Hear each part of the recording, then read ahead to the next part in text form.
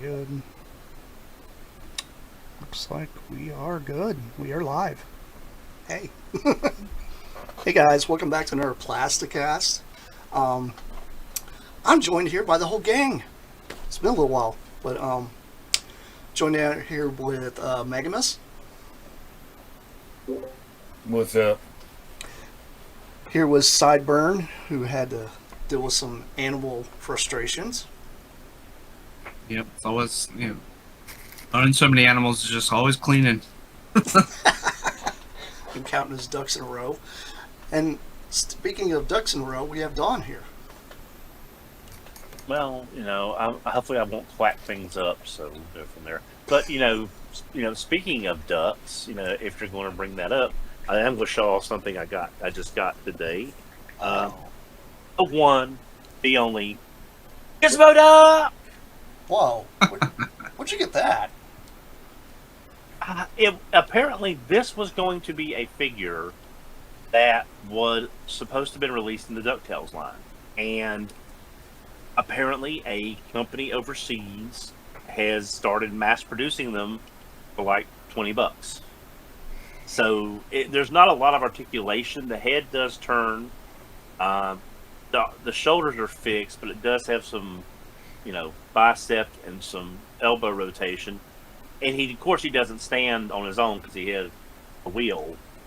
But it's like there's not a lot of Gizmo Duck stuff out there. So I figured, if you're going to have a duck and it's not Darkwing, Gizmo Duck. You gotta get Gizmo. Yep, exactly. and if he has, and he'll give you what for, and if he has to, he will resort to what 5. Mm-hmm. Exactly. I actually like Gizmo better than Darkwing. I like him better. I have no strong opinions. Yeah. It was like a pseudo RoboCop type thing, and I thought it was cool. Well, it's just also the fact is, without getting too far off topic, it's also the fact that in the DuckTales reboot 3 or 4 years ago, they set up a new Darkwing Duck series, and it never materialized for some reason. And I'm like, you did this on purpose to set up a new Darkwing, where you have the original Darkwing voiced by Jim Cummings becoming Negaduck. How can you possibly screw that up? Apparently, very well. Mm-hmm. Not happy. No, not happy at all. But I mean, we're come not talking. We're not a Disney cast anyway. Yeah, we're not Disney cast. Although I still think they could do Chippendale Rescue Rangers, but set it in Zootopia. You don't have to explain anything. They're talking animals. Boom. No explanation. And you can use the Zootopia assets in the cartoon. And then have Nick and Judy show up at in the opening and in the season finale. But anyway, that's my 2 cents. No, I'm not against that. I think it's a good idea. I'm a bit tired of why do we have to have all this exposition?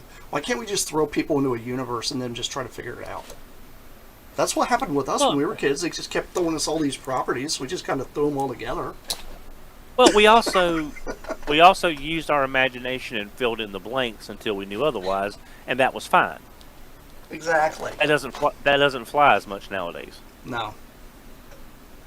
I mean, come on, kids aren't inspired to, hang out and listen to Reading Rainbow. Jordy. Exactly. I have a hot take. I didn't like Reading Rainbow as a kid because I wish they would have read the books more. Well, I will say this. If you look on, I can't remember which one of the 1,000 streaming services there is. It's on one of them. But there is an absolutely wonderful documentary about Reading Rainbow and the history of the show.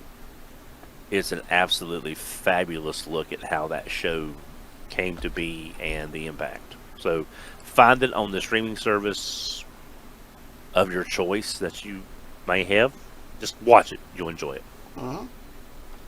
It's very, very cool.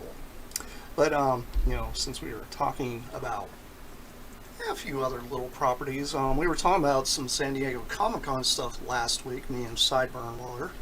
And Don brought up some stuff dealing with this company called Factory Entertainment. Factory Entertainment, and it looks like they dropped some San Diego Comic-Con exclusives. Some of this stuff is actually in celebration of some of the properties that are getting close to, or having an anniversary this year. I'm going to try to share this screen. Hopefully this comes up okay. But we got Jaws right here in the front, in the foreground. I know we're all big fans of, science fiction and stuff. That's kind of cool, though, a billboard. But yeah, there is quite a few items here, like the Star Trek stuff's pretty neat. Oh, like that. Yeah, once I found the website, I've been to this website a very long time ago, and they do a lot of mid to high end prop replicas. Like they have a working prop replica of the classic 1980s Battlestar, 1979 classic Battlestar, the good one, the Colonial laser pistol, which is absolutely gorgeous for $500. Yeah, I think it's on their front site. Let me go back. Yeah, it's also not on sale, unfortunately. No, but it's yeah. not. But I'll reshare this. But they also announced a lot of classic Battlestar action figures in the 3 3/4 inch GI Joe scale, with Vipers, matching Colonial Vipers. There's also a prop replica Colonial Warrior helmet and a Cylon helmet. All of this is still brand new out of San Diego. I haven't seen anything other than, hey, these things exist or are going to exist. So check out YouTube. Look for Factory Entertainment. There's several videos up. And just keep your eye on your favorite place to pre-order them or Factory Entertainment's website. I'm hoping they're more affordable than some of the things on the website, just in the standpoint of, if it's classic Battlestar, I'm going to probably want everything, because I love Battlestar Galactica. That could be a little pricey. Yeah. I'm hoping there'll be, for a 3 3/4 inch figure, I'm hoping no more than, say, $30, because your average 5-point of articulation reaction figure is $20, and you don't even get, figures aren't that great. All the reaction figures I have, I haven't paid retail for very many of them, and it's all for the card art. Yeah, it's all for the artwork. A lot of the reaction stuff to me is really meant to be wall hangers. Yeah, I mean, I would love if they did a coffee table book of just the package stuff. Even the properties I don't have any care about. The card art is wonderful, but the figures themselves. Except for the Godzilla line, the Godzilla line has terrible. Yeah. Terrible package. Yeah, it's. I did pay retail for the Godzilla that was made from the Aurora model kit look, because that is just a stunning card, and it's a pretty good looking figure. Just from a playability and posability, they ain't hitting on much. But I'm really hoping this Battlestar stuff takes off, because I got all the classic stuff from Eagle Moss, and I'm glad I did before Eagle Moss went under. So I've definitely got a large Battlestar shaped hole in my collection, or Pegasus shaped hole. It could be either. It could be either. It'd be kind of cool if you, set up a wall in the shape of a Pegasus with all your Battlestar stuff. That'd be a great little reference. Yeah, there needs to be a shelf made like a Battlestar that you can hang on the wall that looks like the Battlestar, and it's like you can put all your stuff on there. But that'd be like that 6 foot tall Did y'all ever see the picture of the Metroplex that someone made? That was a storage. That was a Transformers display shelving unit. Yeah, I think I've seen. Yeah, seen it's pictures like of that. 6 foot. It's like 6 foot tall. It looks like Metroplex, and you can store your Transformers in it. Yeah, I saw that. But so there's Yeah, that. was interesting. Now, did y'all y'all talk mostly non-Transformers, right? Last time. We talked like crossover stuff. We left a lot of the Transformers stuff open for this week. We talked some Transformers crossovers. We also talked Godzilla, Ninja Turtle crossovers and stuff like that. You're talking that Yeah, thing, right? I just put the on the screen for the people that are. Yeah, viewing that's that it. Yeah, Metroplex yeah, shelf. that's. There's a G1 setting on his shoulder. Just tells you how big it is. Yeah, just for Yeah, it's scale. What is this scale thing you speak of? That. Some people out there have like we do not speak of scale. I consider building my own shelving. I don't have the talent to do it. To build normal shelving, let alone something like that. Dude, I told you before, I just thought the walls that you painted were awesome on your old one. Even though once you put all the toys and everything in it, you can't really see it, but that's the side. Yeah. I knew it was there. I knew it. I loved it too. What you do is you paint the wall behind it one color, and then on top, like above all your shelving, that's where you put your Predacon emblems and maybe some. Yeah, but then that's where Just all your paint it on the Titans wall. go, the Titans boxes and all that stuff, and it's extra That's true. storage. You just lose it I mean, because space is a premium. yeah, It is. yeah, it is. Yeah, that was a cool setup. I mean, I miss having that. Like these shelves, unfortunately, they're black in the back, so you know, it'd be no good to paint anything against the wall. But on the back of those, they make like you could do dioramas, or you could even paint stuff back there, or cut. Yeah, there's always something. Get stuff. But then once you start, I did that because I had a lot of box art and everything behind mine. But then once you got the thing halfway filled up or whatever, you couldn't see them. Yeah. No. Well, yeah, like you could barely the Beast Wars shelf right here. There's barely any like wall up behind it because everything's on risers. Right.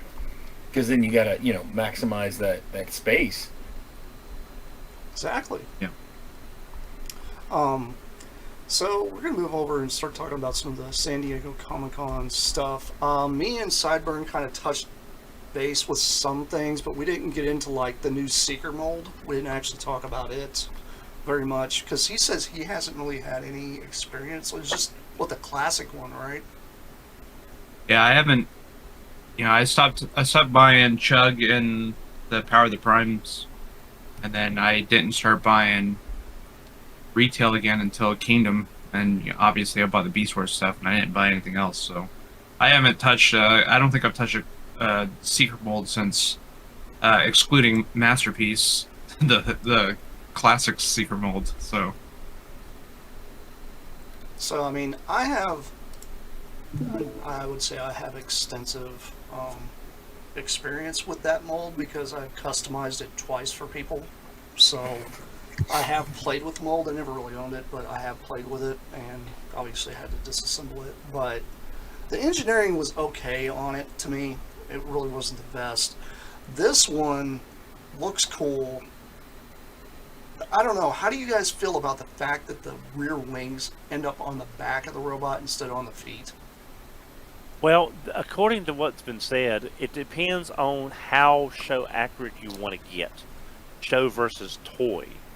So you don't have to move anything around, but if you want that strictly heavy Sunbow look, you can move those parts elsewhere to give you that super clean tune aesthetic if that's what you're looking for. So it's going to have Now- like a variant in the transformation then? Well, no, I'm saying it depends on how you want it to look. So you can adjust those wing parts based on if you want that Sunbow straight leg, no wings, or if you want the wings where they, it just all depends on on which seeker you want. But you don't have to move them if you don't want to. Interesting. I did not know it did that. Yeah. Because all the pictures thing I've is, seen though- is just it's got the wings on the back of it. I don't see it on the feet, like they usually are with the toy Yeah. aesthetic. Right, but again, you can adjust that to some degree based on your preference of look. So it's the thing is though, you have to ask yourself, okay, we're getting a new seeker mold. You know what that means? Every seeker is going to be getting a run of this new design. That's only smart business from Hasbro's part. You have to decide, and you being the audience, is it worth trading out all of your Earthrise Seekers for this new one? Well, that's very That's true. what you're going to. That's what you're going to have to look at, because of they're going for this heavy tune look. I mean, they look great. I don't see a need. And XV brought this up when we talked about it on Radio Free Cybertron last Wednesday. This will be good for those people that want Acid Storm, Sunstorm, the Rainmakers, Mm-hmm. and that we did not get in the original Seeker format. Will it fit with what you have already with this new style? Who knows?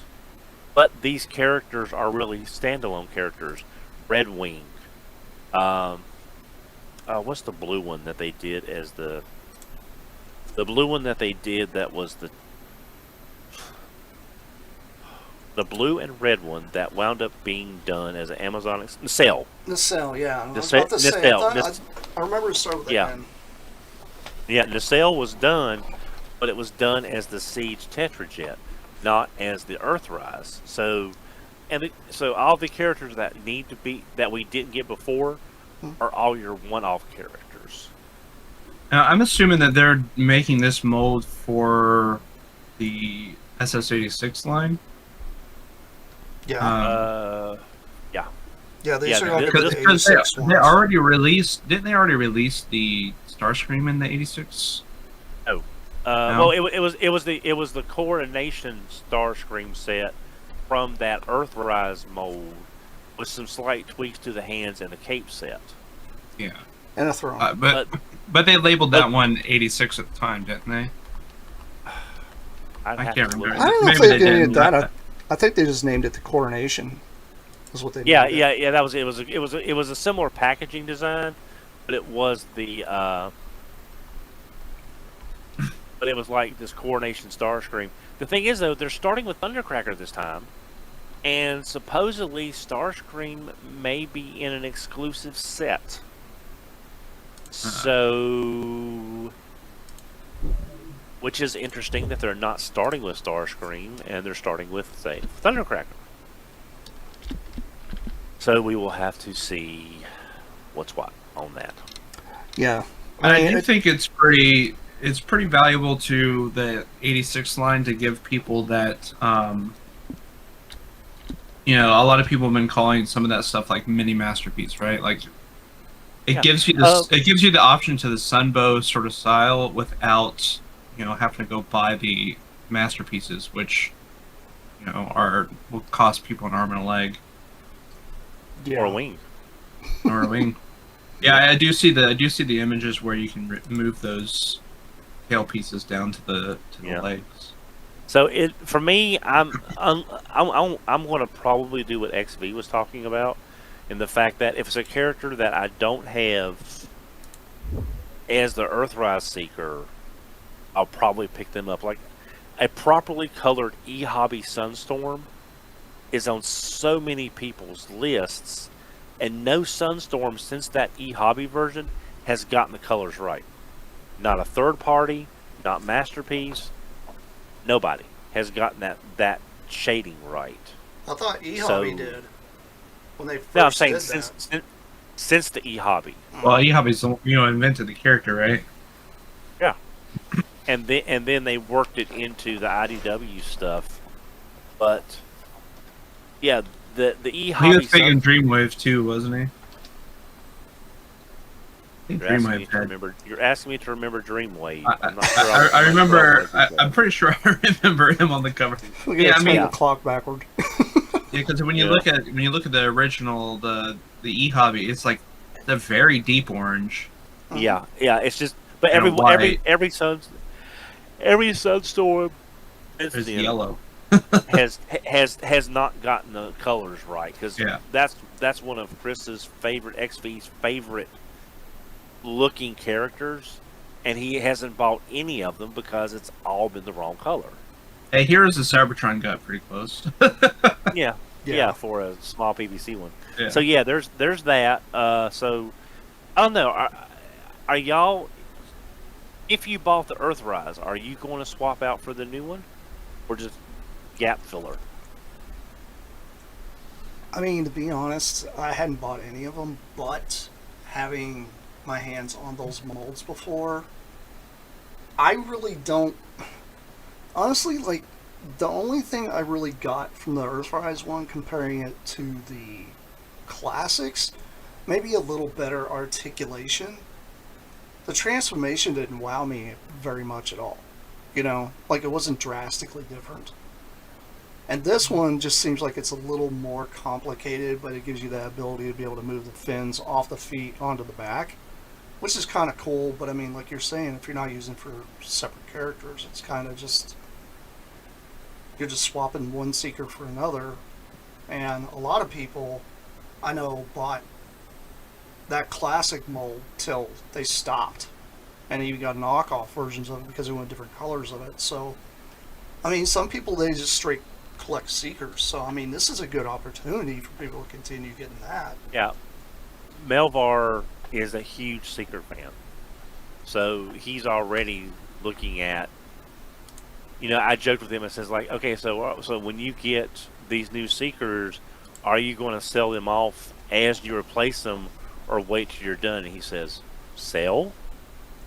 So, so it looks like he'll be keeping his Seekers for a while. I mean, I would say that as for someone who, you know, I preferred Masterpiece when it became animation accurate. If I was collecting this stuff, I would probably offload all my. I would probably want to offload my Earthrise in favor of this new mold. Now, this one has reached. I mean, we'll see how well people like it. You know, it could come out and be a very flawed mold, right? But from the looks of it, it has reached that pinnacle where I will ask myself in the future, why are you making another Seeker? You know, which I feel like because we felt like we reached that with the Earthrise. You know, it was a really good looking Voyager class Seeker mold, and you know, here they are sort of, to me, outdoing it by making it more that animation accurate. But you know, at this point, how many more Seeker molds will we get in the future? Probably too many, but maybe this one will have the lifespan of that Classics mold. I mean, that Classics mold stuck around for, what, 15 years? Yeah, something like that. I know a lot of knockoff companies reused it too, so... Yeah. And not to mention the NK ones. Yeah. I mean, they had to go back and refresh the mold there because it was just... It was to the point where it would almost been like the Autobot Brother cars from RID 2001. I mean, it was just so overused. They had to go back and do a mold refresh. But, you know, we're going to be seeing a lot of this stuff, is these molds that they can get a lot of use out of that we've not seen since Siege or Earthrise. We're going to be seeing a lot more G1 stuff refreshed as new molds. So get ready for it. Yeah. Speaking of reusing, I'm just curious on this, and I'm going to bring it up on the screen. Is this the same mold we got a while back with this Jetfire, or is this a different Jetfire? No, this is the Commander class Jetfire. Yeah. But they have made it more toy accurate, Mhm. or well, more accurate to the comic, which I believe makes it a little more accurate. I would call it more cartoon accurate, like Or- an anime yeah. accurate. And it does not come with the Valkyrie parts. Okay. So Right. so if you like the Valkyrie kind of helmet and the backpack and stuff, this San Diego version just did not come with that. It does come with the 2 characters from the Void Rivals comic, which is all I know about the Void Rivals comic. Yeah. You and me both. I was going to ask Same. about it. I don't even know what it is.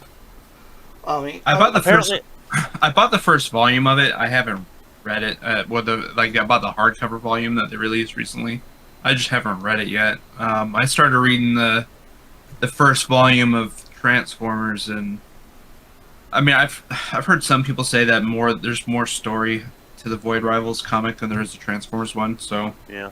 I'll give it a Apparently shot at some point. But Apparently, the Void Rivals one is what started off this new Transformers universe as a leading, kind of yeah, like the Energon Yeah. universe is what they're calling yeah, it. kind of like how Generation 2 began in the pages of G.I. Joe mhm. before it branched off into its own. Yeah, my understanding, and I think because I started with Transformers first instead of Void Rivals, at the start of Transformers, like you know, Jetfire is there, and he sort of kicks off the events of the Transformers comic, and having started there, I'm like, how did I assume it's explained in Void Rivals, but I was like, how did this get here? Like, Jetfire came out of nowhere and did things, and I'm not quite sure I understand why he did that. And I Yeah. think that I should have read Void Rivals first to understand it more. But Yeah, I was just So- kind of curious on this thing because I mean, the original one, did that have translucent plastic where the blue is on this? I don't remember. I think it did. I think it did. So, I know mean, it doesn't look. It, It doesn't look. It definitely wasn't that blue. yeah, let me look it yeah. up. Yeah, I couldn't I remember. just- I have the Siege version of this. I have the Shatterglass version of this. I don't. Yeah, I think it's clear, and it has there's like some details underneath it that are revealed. So yeah, they just painted the clear parts. Do I want it? Yes. Do I really want to pay for it? Not really, because I'm good on Jetfires. I'm really good. Now, if buying one would piss off Harmony Gold, sure, I'd buy one, but that's not really a thing anymore. I can't own the Harmony Gold by buying a Jetfire anymore. Yeah, no, especially with Takara doing a Robotech line. Yeah. It's- Wow. I think- That is meta on so many the levels. irony of that. Yeah. I think that's just wonderful. Yeah. Next up, we'll see Hasbro doing Vehicle Voltron. Ooh. Hey, you know what? I wouldn't be against that. I don't know. Have you bought did you have any interaction with the Hasbro's Megazords? Like, Yeah. Mm, Yeah. That was a thing. Yeah. Of course, I've seen the Playmates ones, and it's like, yeah, that's a thing. I mean, at What least are the the toys? Playmates one, you've only spent like $80 if you break it, and not. not A lot insane more. amount. Yeah. But I think the elephant in the room, or should I say, mammoth in the room, Heck Mhm. yeah. was, of course, a convoy. The big convoy A new- is. Yes, I got him right here. Ooh, come on.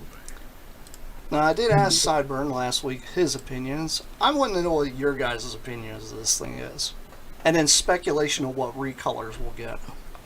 Well, the recolors I are would- pretty easy. The Yeah, only I thing I would- can say about it, just real quick, is I cannot believe they couldn't have done just some sort of a flap to cover the chest. Oh, yeah. You mean underneath it in beast mode? Yes. Yeah, like just a simple flap to Yeah. just flip out. Yeah. I think it would have been perfect. I mean, from that angle especially, it's detracting. yeah. I mean, we all know. Yeah, I see what you mean from the front. I mean, I'm Yeah. not going to complain too much just based on, the original figure as well. And also, But yeah, it's a little unsightly. it's a little unsightly, but we also got to remember this is not final, I don't believe. Probably not. And we've all seen Hasbro, one, take really, really bad pictures, and two, not transform them correctly. Correct. So, it could be mistransformed. Yeah, so even if this is the way it ends up, you're not really going to be looking at him from that kind of upward angle. So I think if you look at him like in mammoth mode, it's not going to really stick out like a sore thumb. Sure. Recolor wise, I want this as Ultra Mammoth. That's what I want. I have Ultra Mammoth. I was lucky enough to pick one up when they did that. But that is I mean, of course you can do your Nemesis, and then you can do your variations on a theme with it, because there was a couple of different versions of Nemesis, that they've done through the years. They could do a shattered glass one, which you're missing the big one though. Purple, like a purple mammoth or something. Yeah, but you're missing. You're missing the big one. I want a lucky draw color. What was Do you want the real lucky draw? Because it was like a baby blue. Yeah, because they did the reissue that was inspired by it, but it's very different from it. No, literally, it was just a very muted blue. Yeah, not a lot of highlights, nothing like that. I had that reissue. I love it. Yeah, I just want Ultra Mammoth. That's the only thing I plan on. That was buying. my big one, but you took it. Yeah, because when I first saw this, I was like, "There's enough Ultra Mammoth for everybody." Everybody. I really do want Ultra Mammoth. I'm pretty partial to Nemesis because it was the first Nemesis Prime. Murder Tusk, Murder Tusk, Big Convoy, Nemesis Prime. So I would, especially since they're, another thing that was revealed at SDCC was the Razor Claw repaint of Tigerhawk, and if they're going into that Universe 1.0 stuff that I freaking adore, I absolutely love it. I want that crazy purple Silverbolt now that they're doing Razor Claw. Right. I want I want the Silverbolt, and I want that Primal. Yes, 100%. Oh, that Primal is so good. I love it. But if they're going into that stuff, I really want them to give me a Nemesis Prime out of this. Yeah, I always thought it was pretty cool. So, my question to you guys both, how do you think they're going to release these if they do recolors as a Nemesis and as an Ultra Mammoth? How do you think they would release those to the public? I think Ultra Mammoth would be a... Well, go ahead. Yeah. I'm afraid Ultra Mammoth would probably be if Select still exists in some fashion. I can see that. It'll be Selects, it'll be a Hasbro Pulse exclusive, or it'll be a PulseCon exclusive. Because Ultra Mammoth is too niche. Big Convoy is going to be too niche, but I think the cool factor of Giant Elephant turns into an Optimus Prime would be enough incentive for kids to get one, or for them to ask for one. I could see that being the store exclusive. Yeah, but I see that would be an exclusive to Pulse or to PulseCon. Something. It could be a Walmart exclusive, unfortunately, because it is blue. Yeah, that's what I was thinking. Yep. Yeah. So, and if you order it, you may or may not get it. Nice roll. Yeah, it's kind of big. I would think maybe Amazon or something like that for. I think that's more likely that Nemesis Prime would be a mass repaint than Ultra Mammoth. Yeah. As long as we get it, I don't care. Mhm. Just Yep. The Ultraman is such a good Yeah. name. and also, just to touch on, did anyone try to order anything Friday when all the SDC stuff? Okay, I heard a It lot was of a people night- had problems. it was a nightmare. Stuff was going in and out of stock, but it was supposed to be premium, but it wasn't premium. But then it was, but not for some people. And it was an absolute mess. And I commented on Twitter to one of the people at Hasbro that was talking about it, that it reminded me, for those people that are old enough to remember, DC Universe Classics. Hmm? It reminded me of Matty Collector and Digital River, and not in a good way. So, if these are going to be exclusives, they need to get their Pulse act together. Personally, I still have to retype my phone number because the system adds dashes, but it won't allow dashes. I have to re-verify my address, even though the address hasn't changed since Pulse. I've had this address before Pulse even existed. So, if it's going to be an exclusive, they need to get the system fixed, so it's not another cluster. Yeah, it just sounds like Yeah, they there's always, a they always seem to nightmare. have problems. They always seem to have problems with, the exclusive drops. It's like either people have success with the app and not with the web portal, or they have Well, I've success heard with nothing the good about web the app. portal and not the app. The few times I've had people who had to put the stuff in their cart on the app and then finish it on the web portal because they couldn't add it to the cart on the web portal, but they couldn't finish it on the app. It's awful. it's like, That's horrible. pick one and fix it, and then when that's fixed, fix the other. Mm-hmm. But let's see, what else we other than how wonderful. Well, we Big got this Combo. really big weirdo that came out, and I'm right here. I don't know. Well, yeah, you, but I mean, we're all weirdos. But this thing, I'm sorry, but I'm getting Ghost in the Shell vibes from this thing. I just am. It's a Tachikoma. Yeah. I've never seen Ghost of the Shell, so I'm not sure.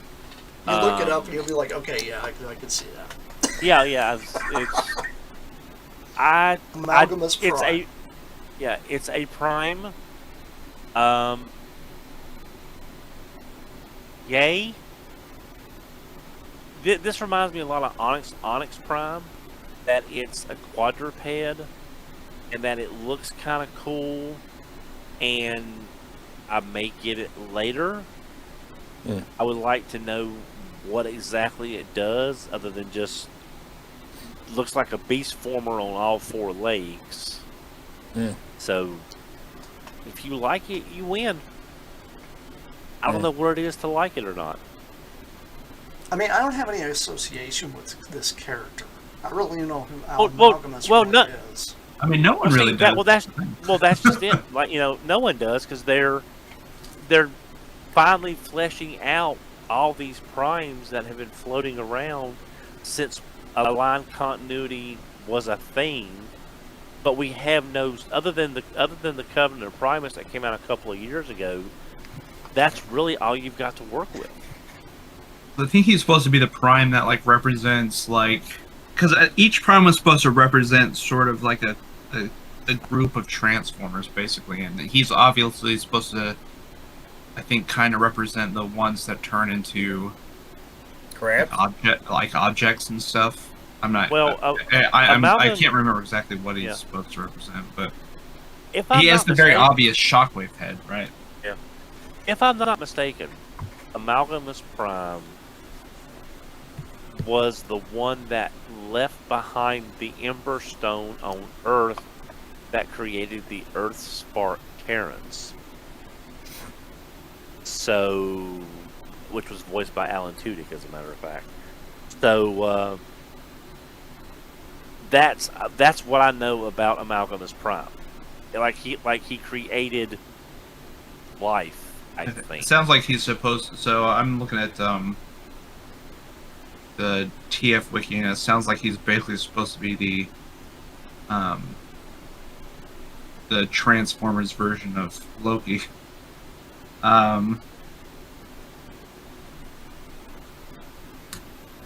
Yeah, it sounds like he's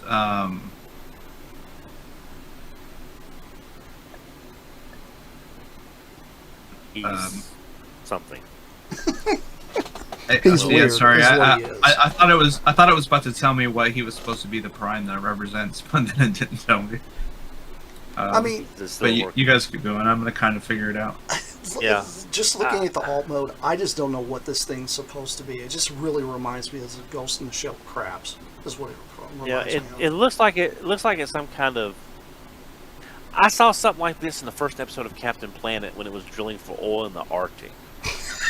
Yeah. That's what it reminds me of. Was Hoggish Greeley's oil driller in the first episode of Captain Planet. So I want to see what this thing does before I even consider getting it, because I have no context. I have no frame of reference, which is the same thing. So it's like, show me what it does on whether it's interesting or not. So I'll buy an interesting toy, even if I don't have the context of who it's supposed to be. Yeah. But that's as far as I can go with this. I mean, trying to look at this thing, like actually looking at this, it doesn't look like it has too complex of a transformation, honestly. It just looks like the legs fold up, go on its back, the arms come down to, create the four, and then the head looks like it just tucks away. That's really Right, so the transformation.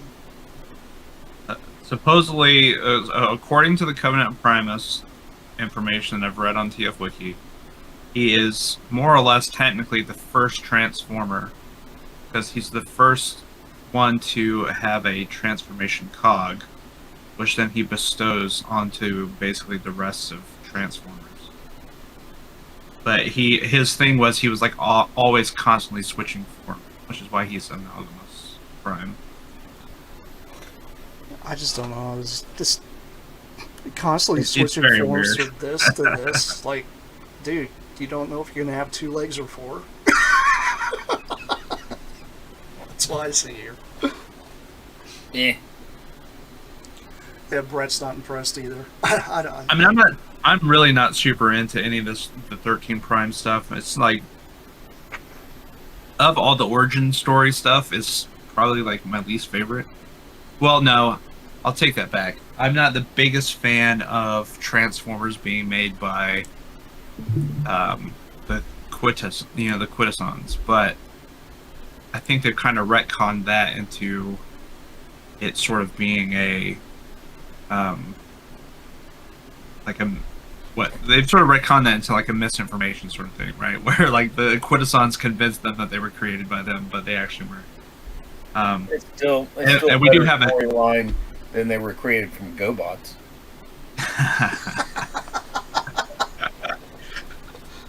Yeah, I had to get that comic series just for that panel. that's great. That's great. But speaking of Quintessons, we did get the Prime Quintesson. Oh yeah, This thing. I think I saw that on the Matrix. Yeah, I'm guessing that this is supposed to be the Prime of the Quintessons, right? Quintessa Prime or something, isn't The it? first, Yeah, to me, it's a Vorlon from Babylon 5, pretty much. But here's the thing. Here's the thing. What we are looking at is not just Quintus Prime. We are looking at possibly the base mold for the very first Botanica figure. Yeah, possibly. I could see that. That'd be amazing. I don't see that being a huge remold. So yeah, it could work. No, I mean just make it look more tree-like.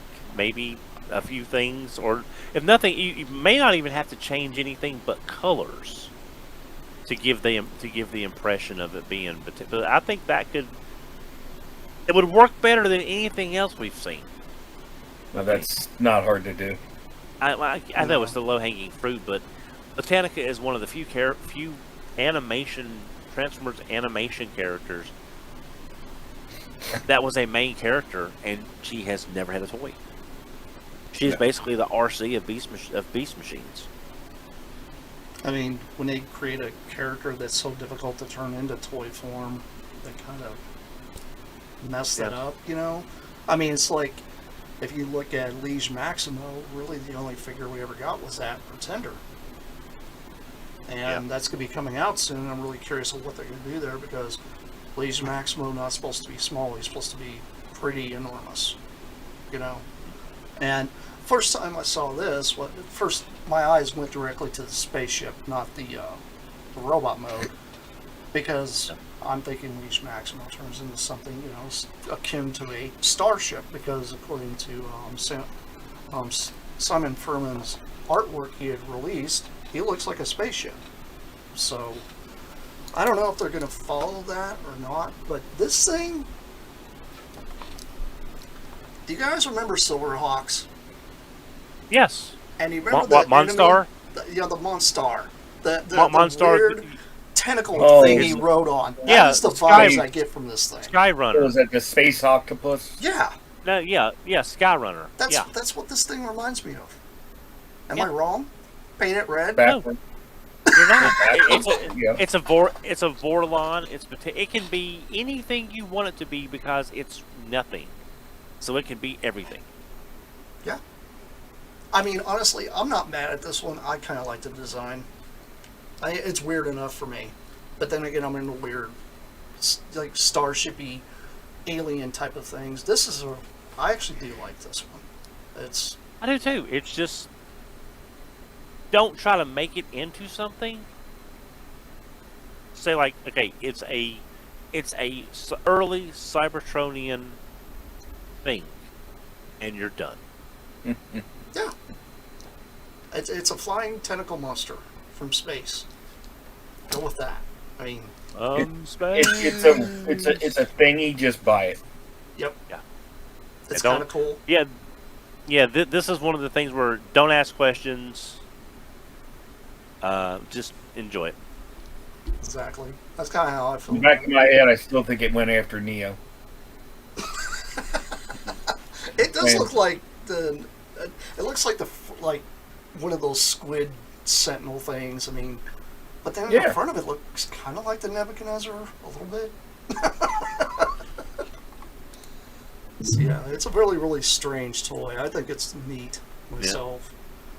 But since we're talking Beast Machines, why don't we step back to its predecessor, Beast Wars? We talked about Razor Claw. Personally, I think the colors look a little flat. But again, Hasbro photography, not always the best. Hasbro lighting, not always the best. So I'm hoping those... That would have to be one I'd have to see a review on, just to see how the colors come out. Yeah, because it's very flat, the way it looks in this photo. But you've got a dark figure on a dark background. So, I don't know. But I agree. I like the colors. I like the color layout. They're just black. The gray is too washed out for me. I am trying to get pictures of it, so you guys keep on rambling about it. This thing, well, they actually have Which one are we talking photos about? of it. From Which one are we talking about right now? Razor Claw. Razor Claw. Razor Claw. Yeah, he has a. As far as I can tell, I mean, it looked a lot like the original. I thought it was pretty good. It just, I know, like what Don was saying, that when you see these, they're not really concept, but these first images, they're not always correct. Like the silver may not be, it might be shinier, and the red may be a little more dramatic than it is there, or it may not. It may be more Yeah. You Now know, see, feathered in, no pun intended. yeah, with what I can see in that picture, the blacks do look a little richer, but again, it's very specific fluorescent lighting in a very far away picture. So Mhm.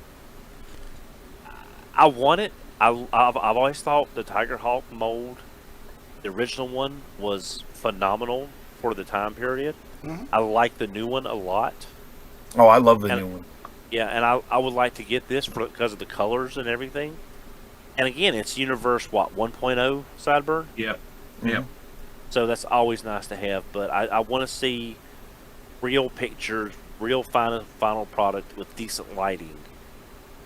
Well, I'll probably still get it, but my enthusiasm will definitely be higher. It's very true. But These as far things are so. Yeah. Well, I have a few more pictures here, so. Yeah. My problem is where would you put him on the shelf? You know, Well, 'cause- hopefully he'll be the start of a Universe 1.0 shelf, well, that's we'll what I'm thinking. So he'd be you sitting know. in a box until we get more of his buddies. or just put them on the shelf and. Well, so I have to have a reason to dedicate a shelf. My shelf space is precious. I always had, so as the Beast Wars guy, Oh, FBB Wars guy. I always had a section where I put all the weird recolors in. So I did have like a universe themed shelf, but it also had things in it like the Beast Wars or the Armada Beast Wars repaints, and it had it had some of the Fox Kids stuff in it, like the blue Transmetals Rat Trap I had down there. So I'm probably gonna put this on a shelf with like those toy colors Beast Wars Kingdom figures, and the like BotCon repaints and stuff like that, and kind of separate it into a sort of original cast sort of shelf, or a Beast Wars cast sort of shelf, and then a Beast Wars repaints shelf. Probably what I'll end up going for if I ever have a shelf to put them on. But So you guys heard it first here. We need to send Cyberns more money so you can get more shelves. yeah, right now I bought like enough shelves to get a lot of stuff up, but like there's still so much more to. I have more stuff than shelves, unfortunately. Yeah, but you got more space. I do in a lot of ways. I just have to figure out. Just gonna have to. Eventually, I want to. Like these are, I think, like 2 to 5 year sort of installations at the moment. But I eventually want to try to build something, have something built that's a little more meets my needs better. And so when that happens, I'll have plenty of space to put everything. But right now, I just sort of settle on stuff, and I have some space to fit. Like I could fit a couple of shelves. I could probably fit another shelf on this wall. Have more Beast Wars in it. And stuff like that. I just gotta figure it out, and I have to get out from under all the debt from It turns out it costs a lot of money to renovate a house. Yeah. Mm-hmm. Or buy a house. Yeah. It's very expensive. But yeah. But you know something that may not be too expensive that'll be nice? What's that? Quick Strike. Yeah. We are getting a new, not loaded with clear plastic Quick Strike. Yes, we are. I'm And pretty excited about him. he looks pretty gnarly. I actually like the colors. He does. Yeah, he does. The muted colors on him being, part scorpion kind of makes sense. Because your Cobra should be getting some of the vibrant colors, and the scorpion gets the more muted colors. So it's like, And that it picture, really works. It that really picture works. makes the Cobra head, because some of the pictures made his Cobra arm look really small. That picture is actually making it look pretty good. Yeah. Yeah, it's just the angles and everything. And again, I like the fact he's got a 5mm port in his claws. So that's Yeah, so perfect we can't- for your blast effects and stuff. Yeah. Here's the scorpion So- mode. Just Yeah, see that. I think that looks good. I'm really happy to have a deluxe size, Yeah. quick strike too. Now, truth be known, I would have rather have had a darker tone on the claws. Not so More like much the lighter yellow. the Takara version. Because the Takara Yeah. version was a little bit darker, I think. Yeah, I think it would look better, but this is fine. Yep. But then that also leaves it open for repaints. So Yeah. what repaints do you think's going to come out of this one then? Well, like Don said, I think that if they're going to do a Hasbro release, they're going to do a Takara release, which is usually a different subtle paint differences, and like we've seen with the others. Yeah, Yeah, there's and- always the chance that we get a toy release too that reintroduces clear plastic. Yeah.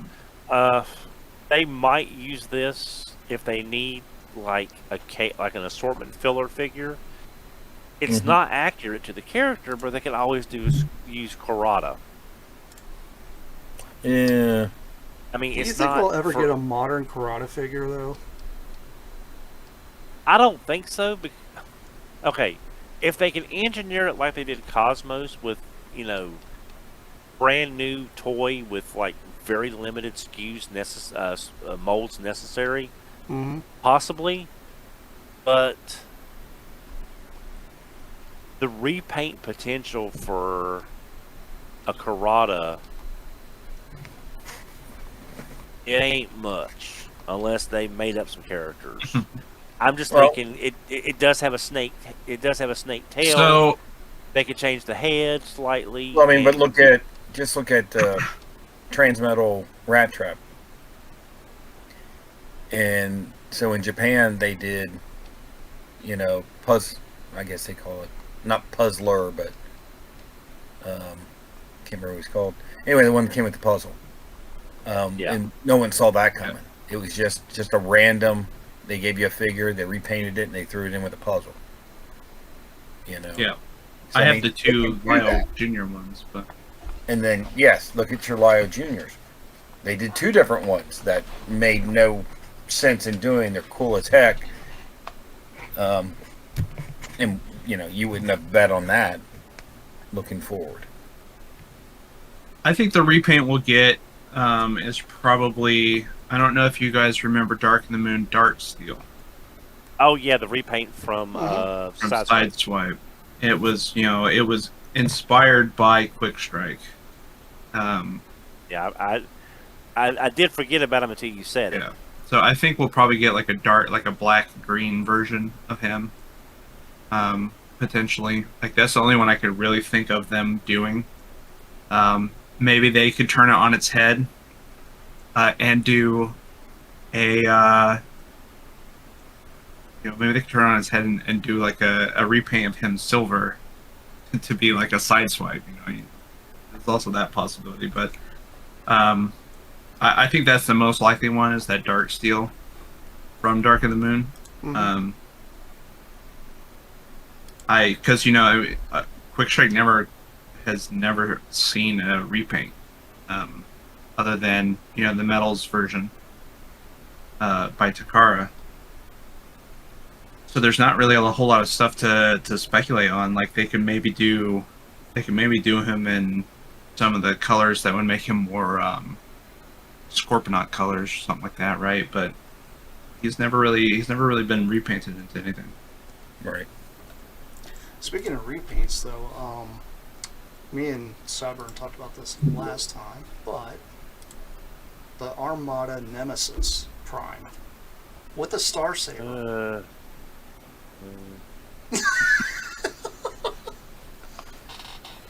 Don doesn't seem happy about this. Okay. Armada Optimus, the legacy toy, as good as it is, I love. I think they really did the character really well with that. Taking away his pants, giving him a sword made up of mini-cons, that's the first use of that mold in an exclusive set and probably more than what the commander class would have cost. So you're paying for half the toy with mini cons as an exclusive with no pants. I'm not sold. Yeah, I think it's kind of an odd move myself without the, the non-pants. I mean, I'd be willing to get it if it was like Mander plus like 20 or 30, because the mini cons would be like, say, a 19 to 25 deluxe price, give or take. So you get 3 mini cons at the deluxe price. Plus you get a Commander class Optimus. That would be 120, say 20 for new packaging. If it was, say, 139 to 149 and included the Optimus Prime pants, I could see that as being more expensive, but also kind of a better value, if that makes any sense. Well, didn't you see this for like under $90 somewhere, Sideburn? Oh, I thought I heard the price of 75, but that might have Okay. been speculation at the time. yeah, I don't know. It's just, and another thing we'll talk about is he's getting pants. They may not match, but he's getting pants, We're gonna get a Jetfire. which is fine by me because Armada Jetfire is probably my favorite Armada figure. My Granted, Jetfire was probably more. It might be the best figure from that line. it is. I think it is because Armada. I'll put it this way: I wish I didn't buy 75 to 90% of the Unicron trilogy figures I did. Jetfire ain't one of them. Yeah, If I'm being honest. my perspective on this when we talked about it last week was, I think if you were a Armada fan, I think it's cool to get a Nemesis Prime that represents Nemesis Prime from the anime and not the Nemesis Prime that was the toy, because the Nemesis Prime toy was very much based on the color scheme that they had also released in the Universe line. That big convoy repaint. It wasn't really based off of how he showed up in the cartoon. So to give him a cartoon accurate Nemesis Prime with the sort of funky face that he had when he showed up on the in that episode, I think is cool for Armada fans. It is kind of scummy to put something like the Star Saber into an exclusive set, and now I would put money on it eventually becoming some other, being included in other sets. It's hard to say, but Yeah, it's people have been clamoring for, that's sort of been the biggest criticism of the Generations Armada stuff is, Microns, Minicons, they were Armada, and a lot of the Armada fans were Minicon crazy. Like, it's nothing to say the craze that Minicons were back then. There were people spending hundreds, if not yes, upwards of thousands of dollars on certain Minicons that were exclusives. So because they were creating their own scarcity with the Japanese only versions. It was Pokemon for Transformers. yeah, That's Exactly. that's what it was. I mean, my thing is, knowing that the Star Saber is in this color, we've seen the translucent one, and I think we talked about like a yellow one last week. So do you think there may be like potential recolor battle pack with just the Minicons alone? Because they're not there's going a to Star waste Saber, that Dark toy. Saber. There's a Star Saber, Dark Saber, and Energon Saber that they could all do with this. Yeah. Um, But here's the thing that I'm worried about. we've gotten Armada toys that need their partner minicons. It's clear they're willing to do minicons. Anyone else remember the Micromasters, how they turned out? Yep. Not great. Siege Micromasters were not good toys. And minicons are just another flavor of Micromaster.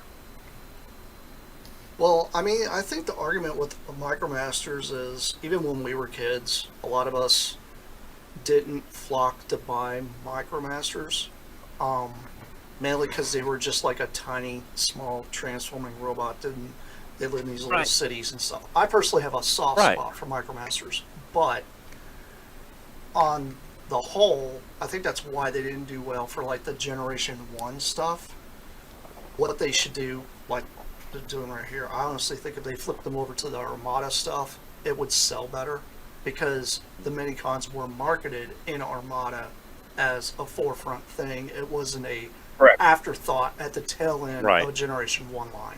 So I personally think these will do better because you had Persona that combined. I think a lot of it has to do with how they're marketed.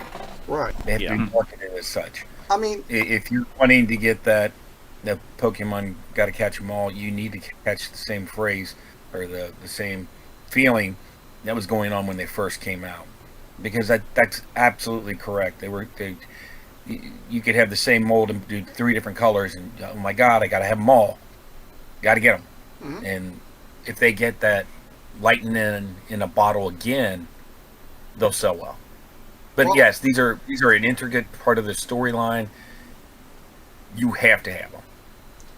Like, my thing is, with the ones that did not come out, most people that have bought like the Armada Megatron and the Optimus and that Hotshot that did not have the helicopter, the little guy, do you think they're going to just go ahead and release like a 3-pack with the two, because they know the people who already bought those figures are going to buy maybe like a 3-pack of those guys? Like, go back to the 3-pack style, maybe retroize it, make it look like the old Armada packaging.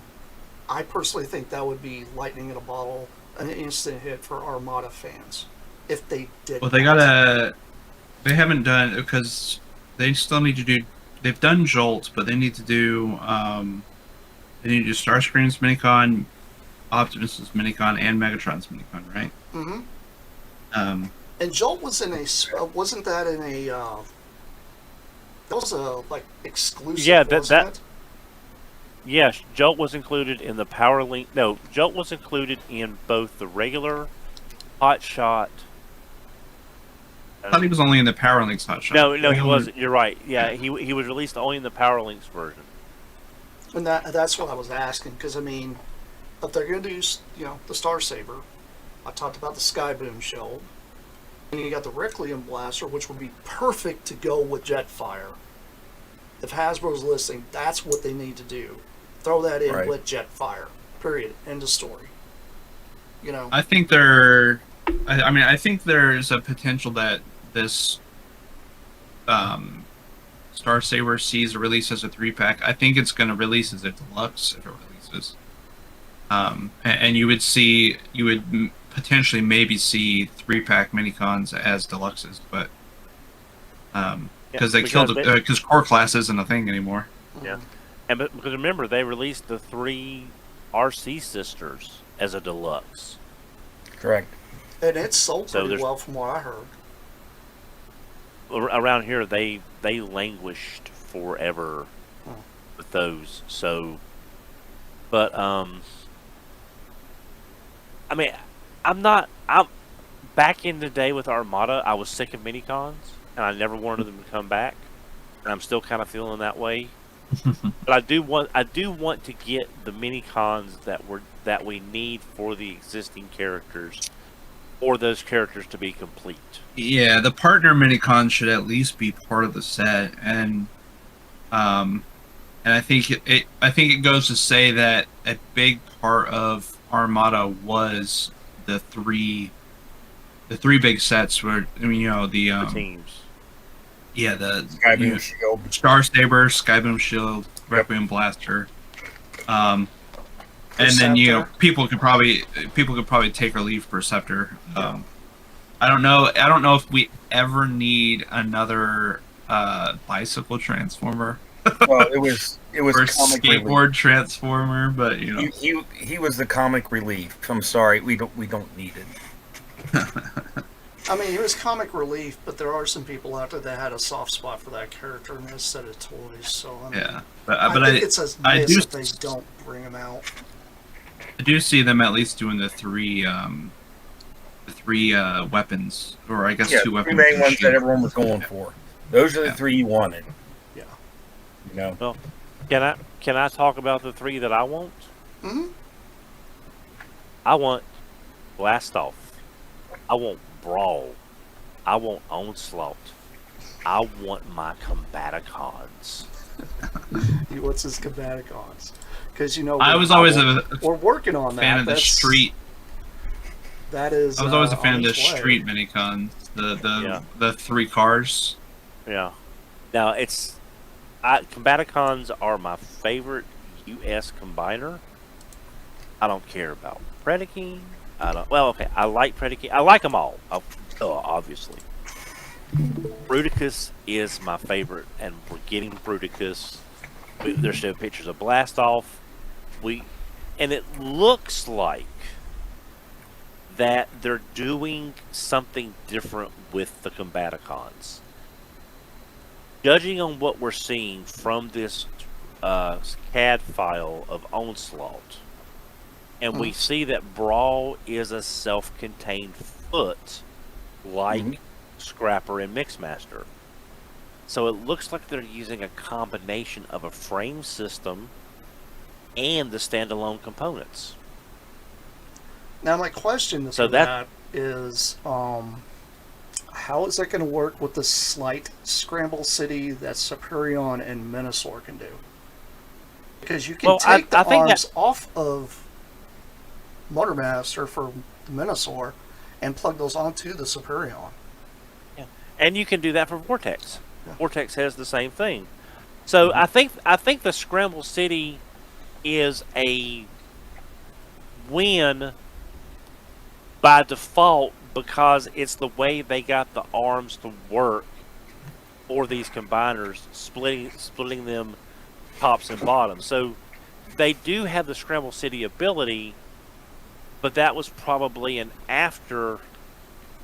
unexpected serendipitous benefit from the way they engineered the transformation for the arms to split to give you the look. It could have been factored in from the beginning, and they're like, hey, how can we get these guys to do what they did in the old days? Well, we could do this. Maybe. But I don't see a whiteboard at Hasbro in the corner where someone wrote Scramble City with a question mark on it. I don't. You're giving them too much credit. Yeah, I don't see Scramble City. I see them as like, hey, they'll do it because we designed it that way. We didn't design them that way to do that thing. But what I think they're seeing is they've seen a lot of people. I have no problem with the frame system. The frame system is what's able to get us these new toys. And as good as Combiner Wars was overall, I know there's issues, but in general, would most of y'all agree that Superion was one of the most cohesive and stable of the Combiner Wars combiners? Yeah. For the most part. I would. I posed Superion more than I did the other ones, yeah. Right. And which is weird because Superion is also the most he's the most visually cohesive and the most visually boring. Unless you get the G2, which is amazing. Unless you get the G2, that's true. So, but G2 makes everything better. It does. but with the Combaticons, and if they're using this partial frame, maybe they're hearing these people that don't like the frame system, so they're able to do this partial of each way. But Brawl's going to be a Voyager because again, it's like Scrapper and I said quick mix. Sorry. Mixmaster. Wrong cement truck. Could have said blockhead. That would have worked too. Yeah, where's our modern Mixmaster version of those repainted. guys? Anyway. Yeah, Mixmaster repainted as blockhead. That'd be cool. But Or Click Mix. so yeah, so they're building into the feet the extra stability and articulation for the combined mode, like they did for Scrapper and Mixmaster. Mhm. But it's clear they're using some kind of frame system to attach Vortex to. So that maybe this is a way of them doing a little bit of this and a little bit of that to not only maybe make fans happy, but also as a cost savings measure, because they can bump the two legs up to Voyager price point without having to put all that money into a frame system. A lot of people may not be all that kept up. I don't really think it's.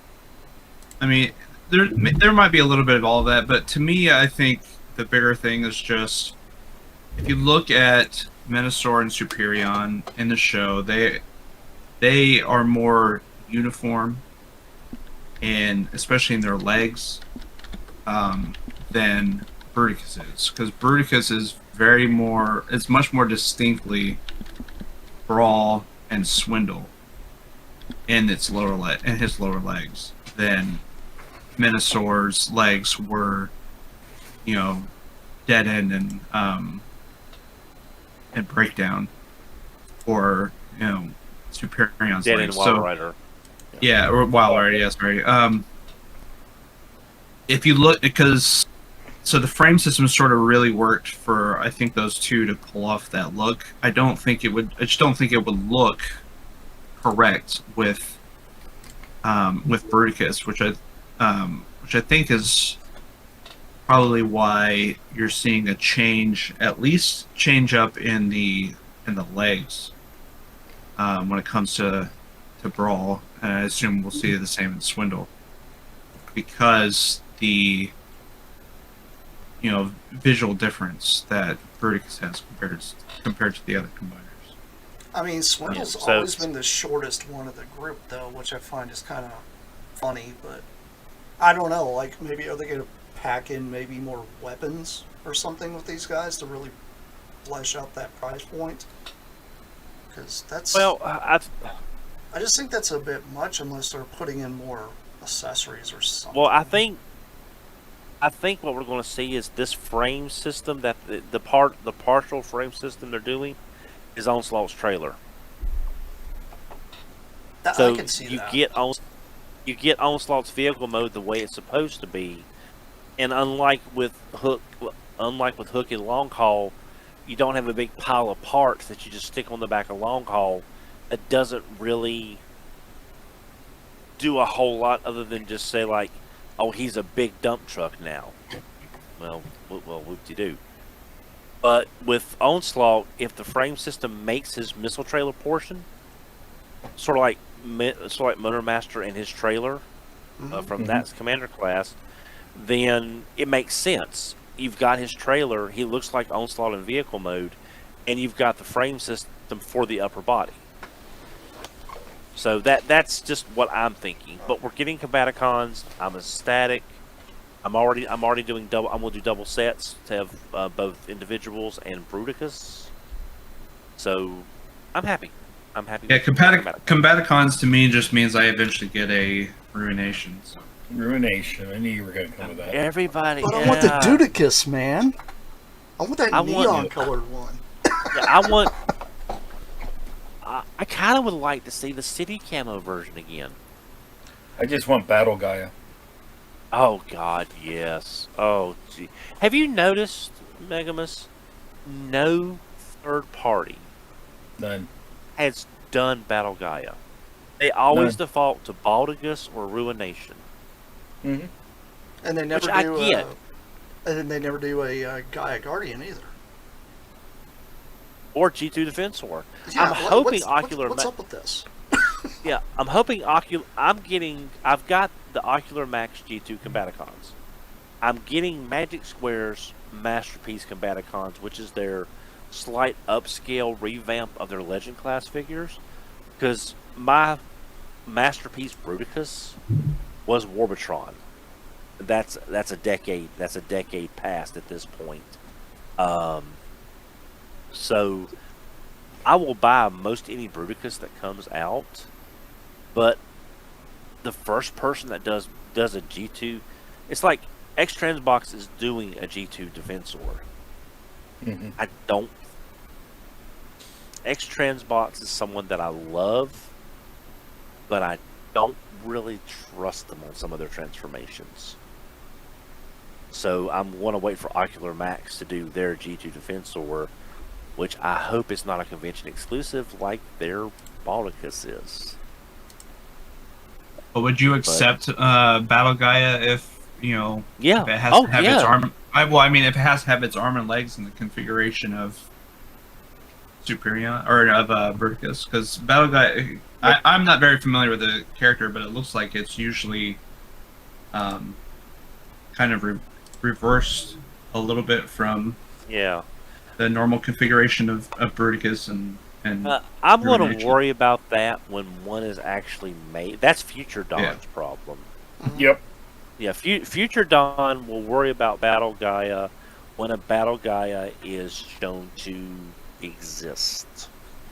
Present Dawn is just saying, I'm happy, I'm giving. Gimme. Gimme, exactly. But I'm happy,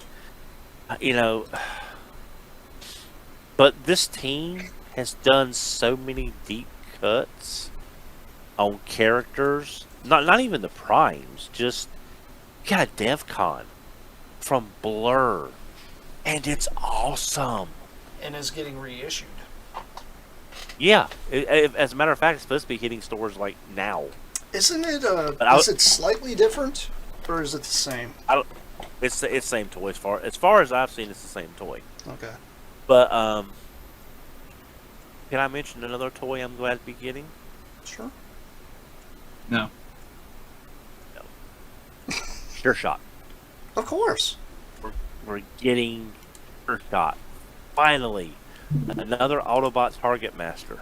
We get to finish our Autobot Target Masters. Well, the big ones, not the small ones, but the bigger ones. No, because remember, Crosshairs came out in Siege and did not have his Micromaster as a Target Master. Yeah, He came with that. Yeah, he came with the Ironhide hammer. So, and also in the new current Sandstorm Slug Slinger set,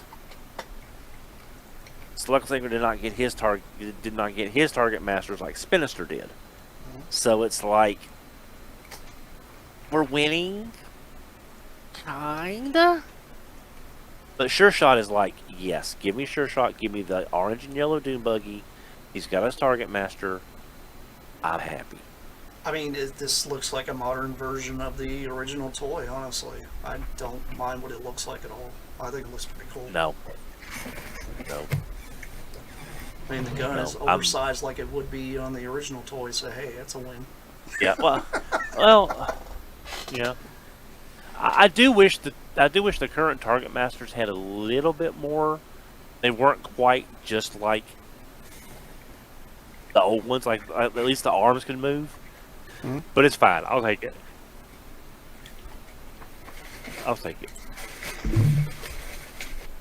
But yeah, I'm super happy. What do y'all think? I mean, are y'all glad that we're finally getting like late G1? Yeah, I think it's a good idea because this kind of leans toward maybe we'll get like another version of Scoop again. Maybe we'll get landfill. I need another alliteration of Prime. I need another Bumblebee. That's what I need. I need those. Well, I'm sure you'll get them. I'm more than sure you'll get those. Oh man, anything other than those, I'm happy to see. Yeah, I'm just so sick of the same thing over and over. Well, see, that's what I said about that Seeker mold. Right, but I mean, I love the combiners. I'm happy to see them, and I was ecstatic when I saw that they are actually doing Bruticus, and I say keep them coming, you know. Defense As or much maybe as around I the like corner. my Credit King that I have now, give me something better. All right, then I'm happy. You know. And recolor these things in every Skittle color you can get away with, because I want those. Well, there's something I want to bring up, but I brought up a lot of them. So y'all pick one we haven't talked about. How about let's talk about this weird junkie on not Rekgar, but this other one. I don't remember his name, but I'm sorry. Jalopy. What was it? Jalopy. Jalopy. I don't mind Now this we do recolor. have a Retgar. Yeah, We he's do right have a there. Retgar. Yeah. That dude right I'm there. kind of disappointed in the animated Rengar though. It's such Well, a it's deep that- cut for them to not do a proper mold for him. They just gave him a different Yeah. head. Yeah. Yeah, because that's that. What's that mold? It's the I mean, he junk heap. No, not junk heap. he gets to be in that play pattern one that they called have Scrap going. Heap. Yeah. Trash Master. Not scrappy. Trash Master. Trash. He gets to be in that play pattern they have going with the Junkions, but Yeah. I mean he's kind of. I mean he's Weird Al the Transformer. Yeah. I mean, I'm a So big. I mean, you know, I'm a fan of the play pattern of these. I think it's great because I've seen people get multiples of these guys and build some ginormous, insane-looking combiner. It makes me wonder if they did this with that in mind. I think it was just to recreate different Junkions, but not to make like new forms and everything. And people just went nuts with it. And I mean, they've gone so far as to put out, instructions on how you can make, a four-legged or a two-legged Tyrannosaurus Rex. I've seen a four-legged dinosaur. I mean, and I love it because to me this is kind of like, if you guys remember, and I they kind of got away from it, but Lego used to have a set, and the instructions showed you how to make the set. But if you looked on the back of the box, they made something else, and it never had the instructions, so you kind of had to figure it out yourself. A lot of the old classic Lego sets had that. Yes. Particularly what pops in my brain is the old space I remember Lego the space sets. sets. Yeah. And you'd I look on think the they back, just have. and it would be just like, you had the big Star Cruiser. And you looked on the back, and then they had a space station. And you're like, how do I build that? Well, so what'd you do? You kind of looked at the two sides you could see, and you kind of tried to figure out the others. And you kind of just pieced it together, and you made your own. But these guys have now, they've got videos and everything to show that you could see how they did it, and you can recreate it. Because I've done it. I made sure I got like duplicates of the ones and everything just to try and match what I could do. And it really wasn't that expensive. Because you're not talking like the high-end ones. I mean, granted they're like $30 or whatever, but still. And you could make anything. And that's what's so neat about these modular, take apart, all these, and then it's always the little accessory pieces that you find. All those ports are so useful for so many other things. It's crazy. And I like it. It's a neat idea. I agree with Megadus on this 100%. I think that's the biggest reason why I love the G1, G2 combiners, how they could plug into Metroplex. You can mix and match them any way you wanted. There are secret, really weird, strange modes and stuff you can do with like adding weapons and doing all different kinds of things with those. The whole play pattern behind it all, I think, is the biggest sell point and why I think a lot of us like combiners. This, to me, takes it to a whole new level where you're able to just rip an entire robot completely apart and rebuild it into whatever you want. Which, I love that. Well, and I mean, it kind of started with the weaponizers and then fossilizers and stuff like Yes. that, where it was originally supposed to plug into the other characters, but they kind of seem to I think they saw most people were taking those and instead of plugging them into the mainline characters, were building things with them, with just them, like just building big old, combiners of the weaponizers and of the fossilizers. And so when they got to the Junkions, they were like, let's just take that play pattern and use it for the Junkions. It kind of really fits the sort of the lore of the Junkions. You see them in the movie taking their legs off and swapping them and junk like that. So, it was kind of just the logical extension of what they were doing with that. And Yeah, you tie that to Mad Max style vehicles. that's what sells it to me is the whole Mad Max style thing, like the one here where they have the flames on it. I just think that's so cool. That's just such a junky-on thing to do.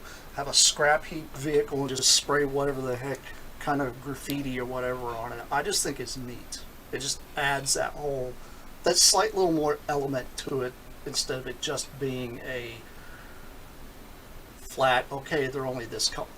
At least they're in different colors, so you can mix and match it and make it any color you want. So you're not stuck with just a solid color, which is cool. Well, the first ones that came out were essentially, yellow and orange. Mm-hmm.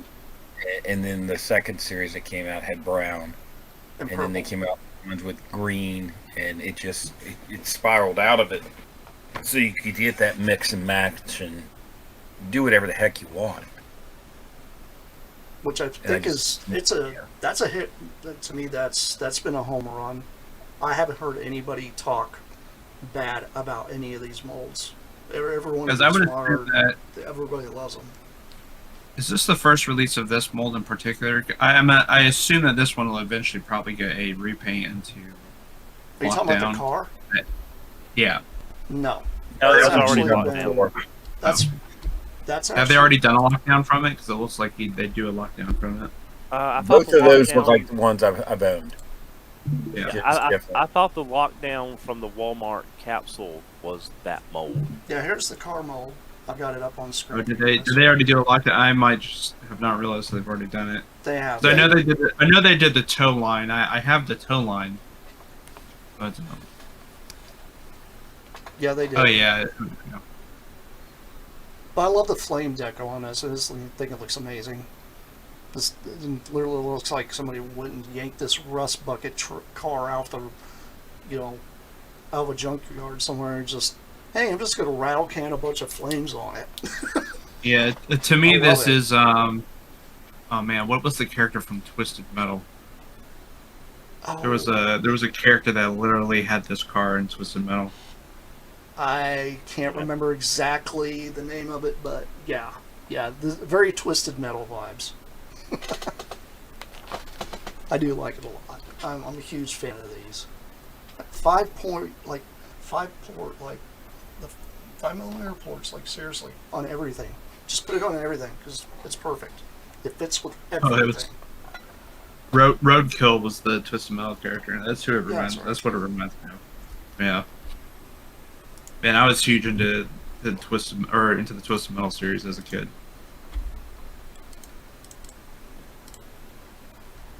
And here is Rekgar's truck move for everybody to see.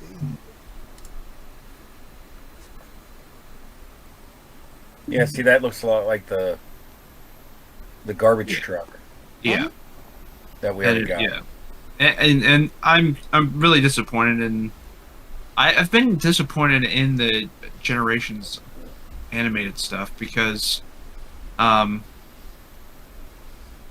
it's not been very consistent in its execution. Like I did like I liked Prowl as the concept of him being basically a G1ized animated Prowl.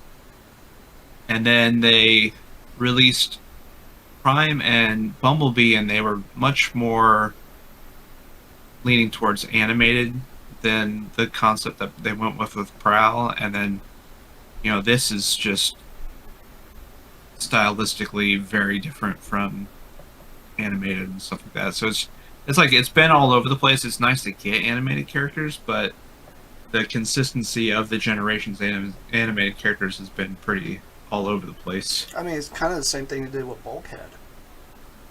Because Yeah. Bulkhead, they did the same thing. And I'm just like... Oh, I think they were going a little more for Prime Bulkhead on Yeah. that one, because it came out around the same time as that Prime RC. Right.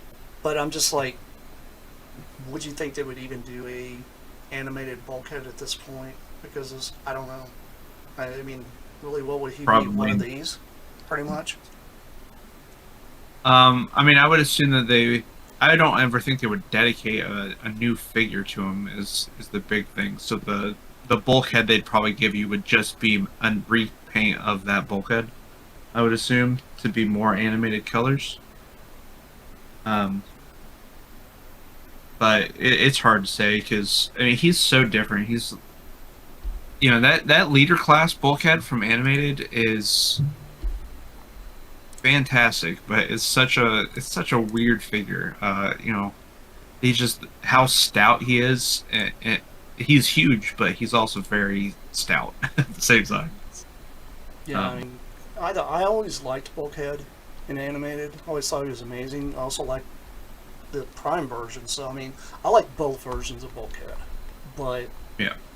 toy wise, I mean, I see what you're getting at. Like they went for almost like this slick animated look, and then they turn around and try to G1ify. So it's like pick one or the other. It's like they can't decide on which one they want to stick with. I'll forgive them if they give me a Titan class next spring. Do you think that will ever happen? No. maybe as a HasLab, but I don't think it would ever be a retail.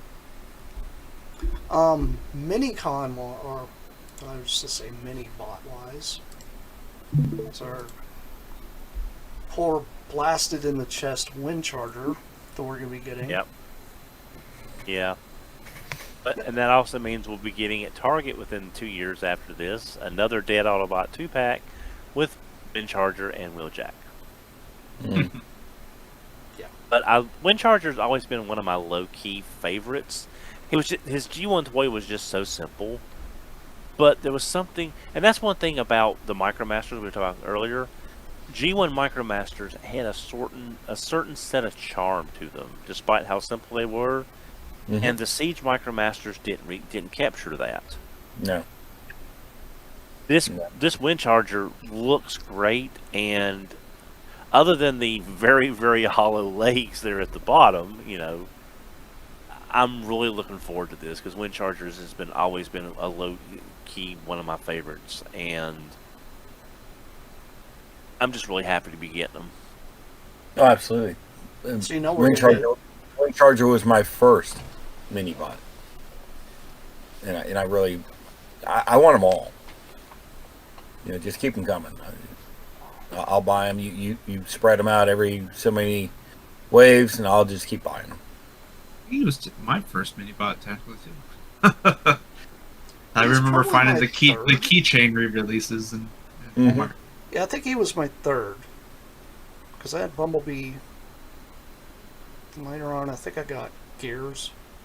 Yeah. And then I ended up getting Wind Charger.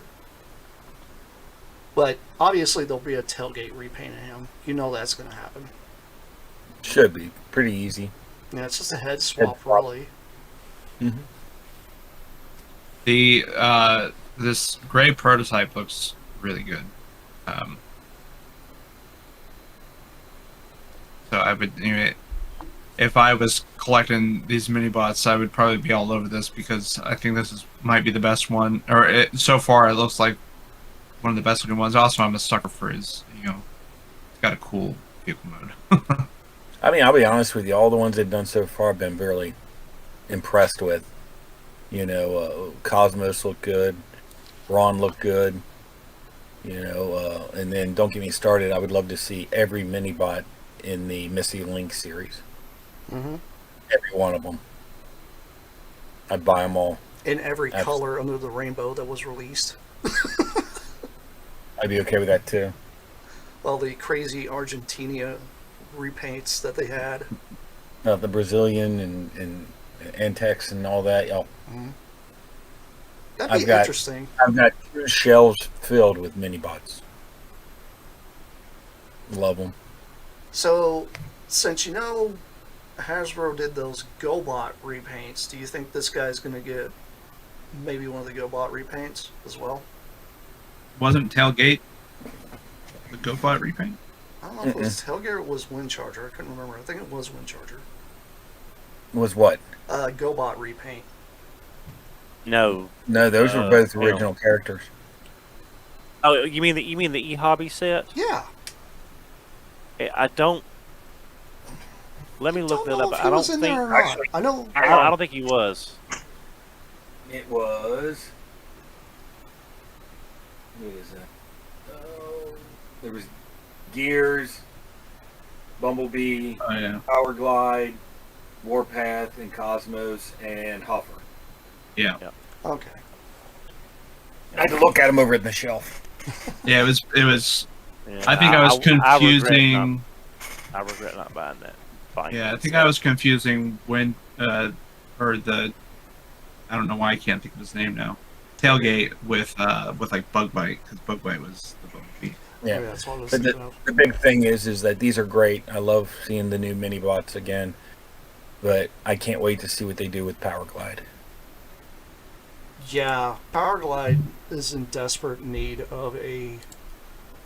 What was the last one? The last one was the one Combiner that came Wars, with wasn't it? Superion sets. Yeah. Yeah, The that one was came with Superion set. horrible. I mean, if they It would have wasn't got rid of bad. if they would have got rid of the gun mode, I think it would have been better. I don't think it would have It was suffered as much. horrible. That's the one that was a rattler, right? Yeah. Yeah, they made the Cobra Rattler. Yeah, horrible.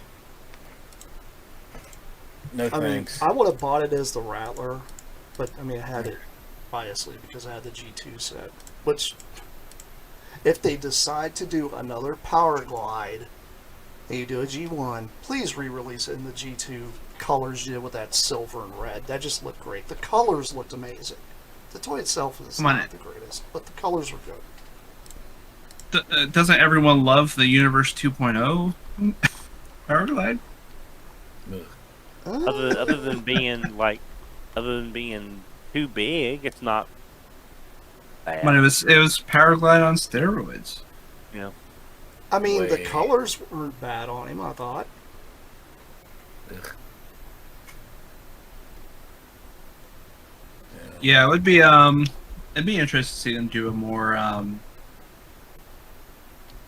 appropriate like the more minibot looking Power Glide, because yeah, he's definitely been through a lot. He's not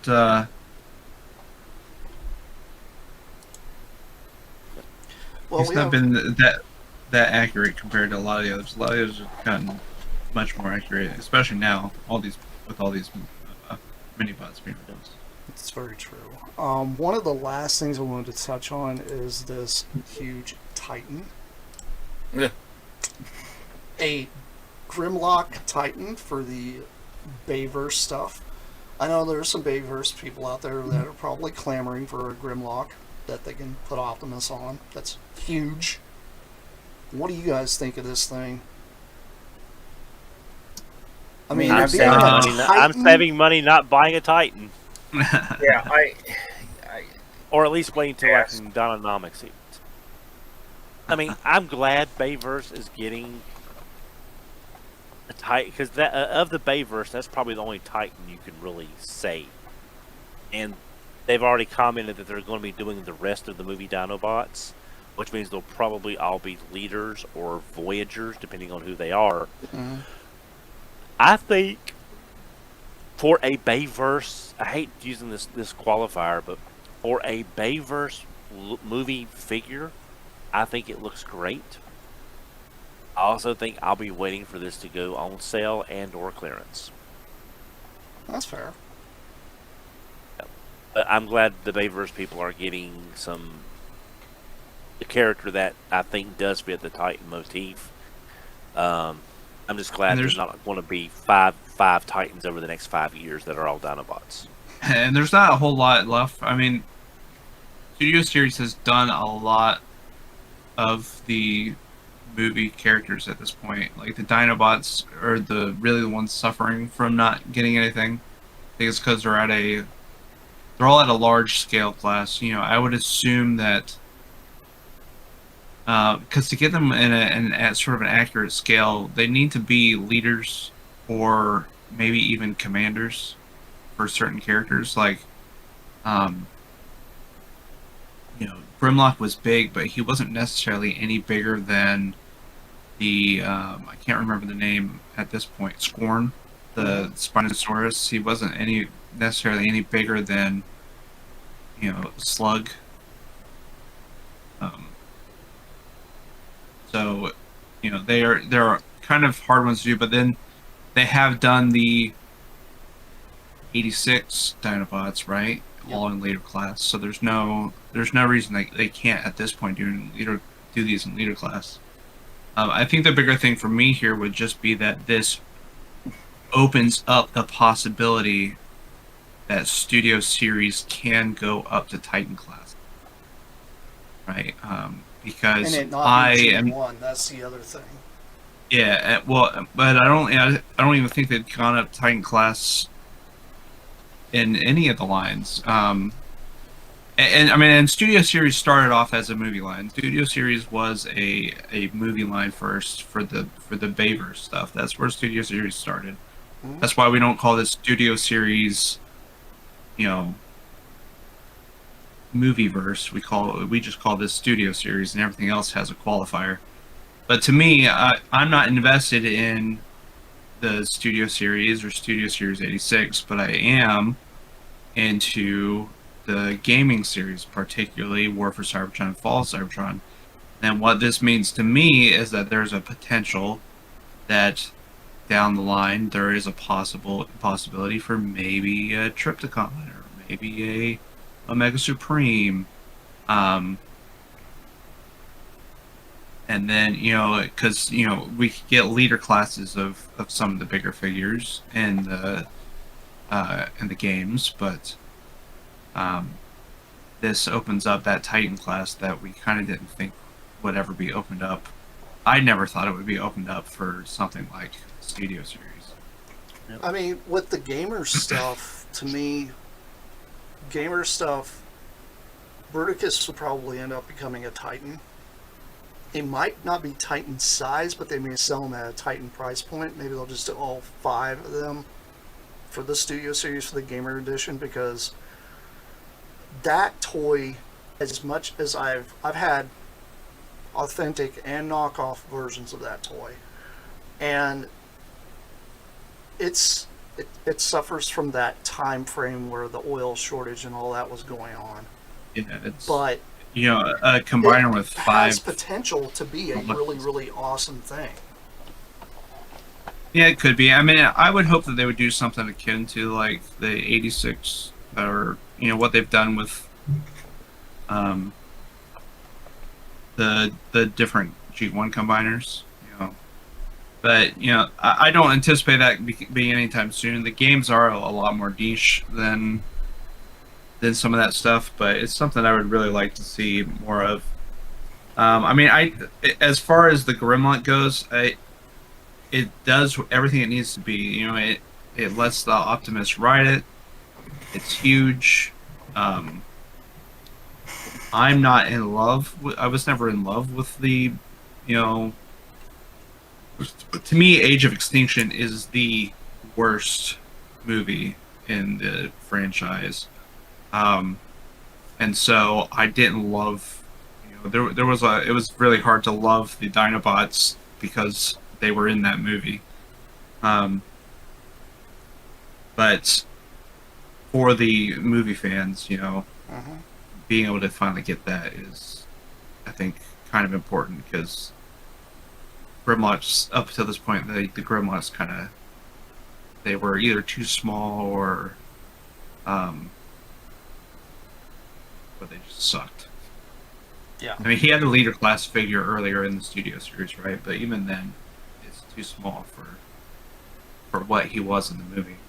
I mean, I think that's what it is people want one that Prime can sit on and it looks right. Doesn't look awkward. Like, the Stomp and Chomp rim block that was huge. That was a one-step changer when you took a little PVC Optimus and stuck him on his back. This will probably be about as tall as that, though, I would think, or maybe a little taller than that Chomp and Stomp that was out there. But I mean, I myself, I'm glad. It makes me very happy to see the fan base for Bayverse to get more stuff. They deserve it just as much as the rest of us do. May not be all of our cup of tea, but hey, it's cool. It is funny because, like, I feel like it was like 3 years ago we were talking about how, you know, basically Hasbro was going to stop making Titan class figures. And then here we are, still making Titan class figures. They're just shrinking in size, though. But that's kind of happened across the board with everything, I would say.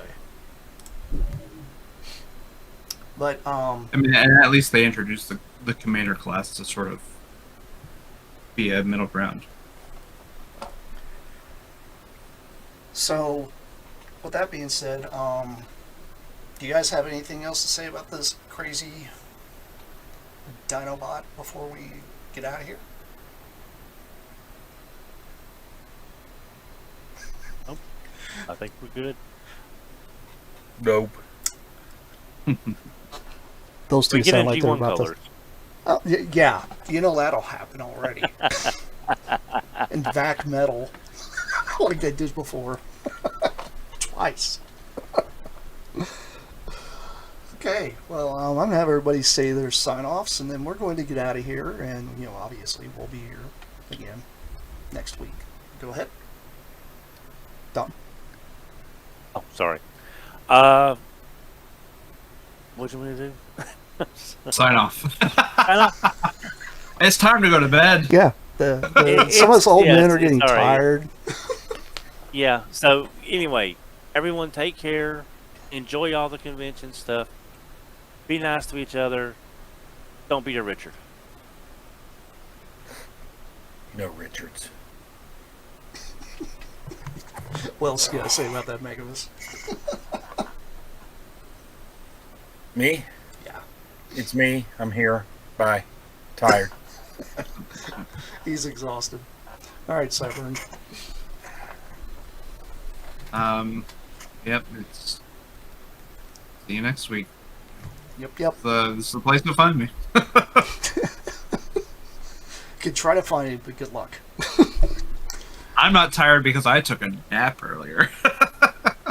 I almost took a nap earlier. I just didn't. Anyway. I stayed up late last night. I think we all have. I've been staying up way too late, way too many days in a row. But anyway, with that being said, we will be back here next week. Same bad time, same bad channel. And you guys all have a good night. And we'll see you. Everyone take care. Night night.